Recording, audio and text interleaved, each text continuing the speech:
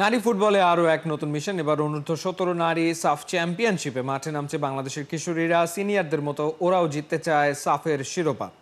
বড় সাফল্যের লক্ষ্যে প্রায় এক সপ্তাহ আগে ভুটানে যায় বাংলাদেশের মেয়েরা। সেখানে নিয়মিত অনুশীলন করে কন্ডিশনের সঙ্গে অনেকটাই মানিয়ে নিয়েছে বাংলাদেশ। মাত্র 1.5 মাস আগে গঠন করা টিমকে নিয়ে তাই আশাবাদী কোচ ও ক্যাপ্টেন।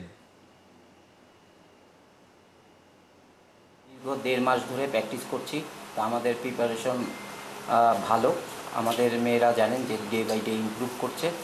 তো আশা করি যে আমাদের মেয়েরা আমাদের কাউকে নিরাশ করবে না।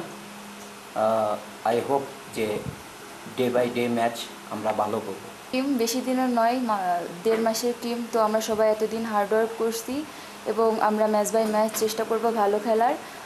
আমরা এখান থেকে আমাদের শেখা, তো আমরা চেষ্টা করব প্রত্যেক ম্যাচ থেকে কিছু শেখার এবং নেক্সট ম্যাচ সেগুলো নিয়ে ভালো কিছু করা।